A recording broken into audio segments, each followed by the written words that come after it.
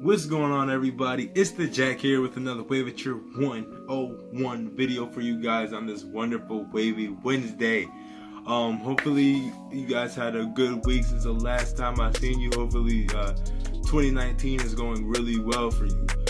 Speaking of 2019, you already know 2019 for me is gonna be road to 1,000 subscribers. So make sure you guys are subscribing. Matter of fact, you might as well go subscribe now if you haven't subscribed, and make sure you hit that notifications bell, just so my videos are shipped to you in a sense, so you don't gotta go searching. Alright, so back to the video though. What is this video going to be about? If you guys didn't read the title, the video is going to be about getting waves on your sides.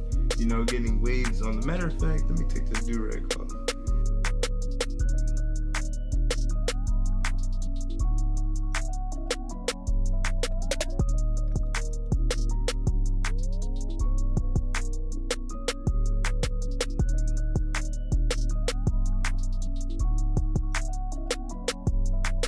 So yeah, in this video, I'll be giving you guys some tips on how to get waves on your sides, and hopefully these tips that I give you guys actually help you, and hopefully you take the tips into consideration and just test them out, alright? So let's get to it. Alright, so tip number one for getting waves on your sides is, this is really big to me. This is one thing that I've realized that has really helped me, especially as far as my weak side, getting my waves going, and that's keeping the low to no taper. So Jackson, what is low to no taper?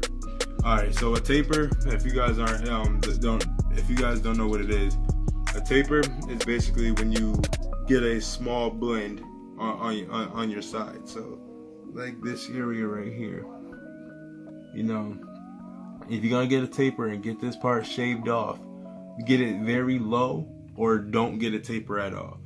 You want a low taper or no taper at all to keep as much hair on the sides as possible.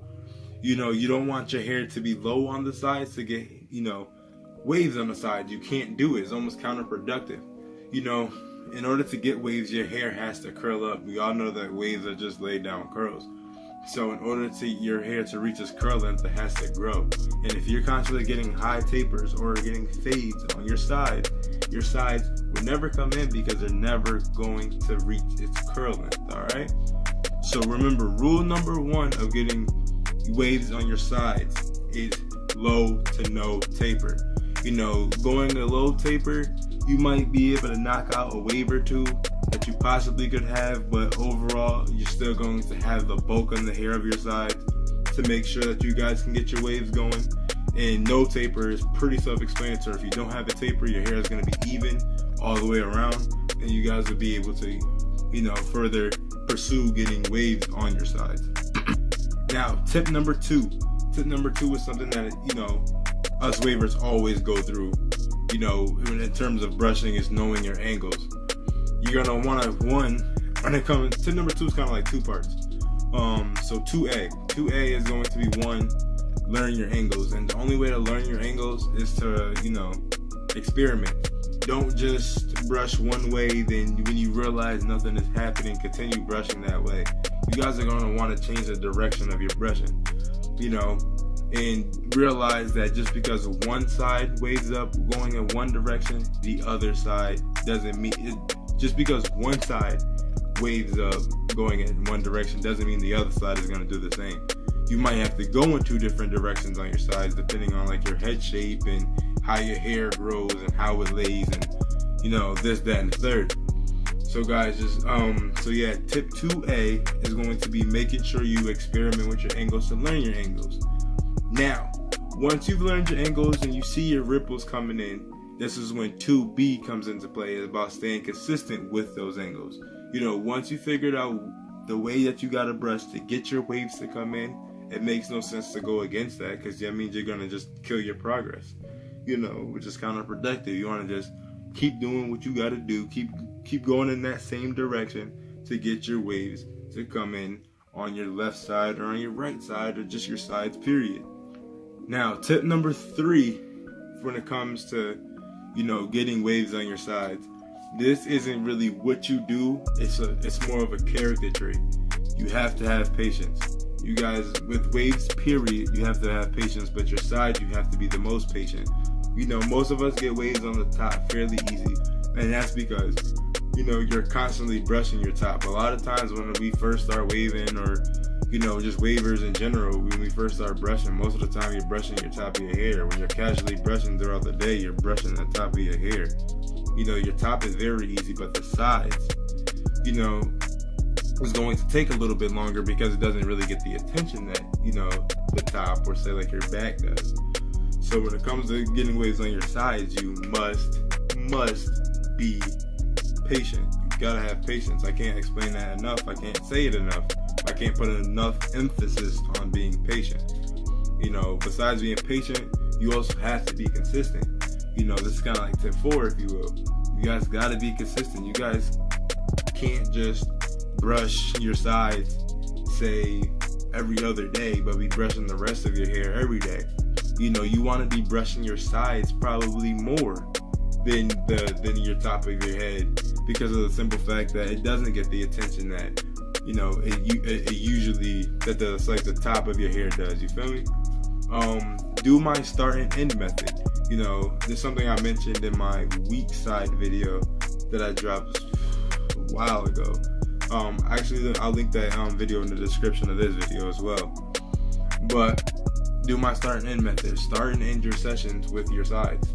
You know, when you get your mirror and you about to brush your hair, start off on your left side, bust down that right side, do the rest of your hair, then go back and finish up with your left side and your right side. Therefore, you know, your waves will be getting hit twice.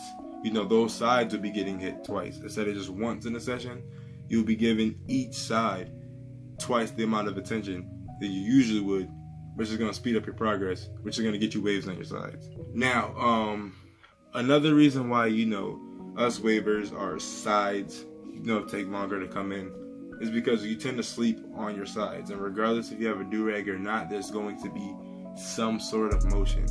You know, your do-rag isn't 100% locking everything down. You know, I'll say it's probably about like 92 to 95%. But still, you know, there's going to be some sort of motion. As you could probably see when you take your do-rag off in the morning, your hair probably isn't going to be as laid as it was before you put your do-rag on, or at least as intact.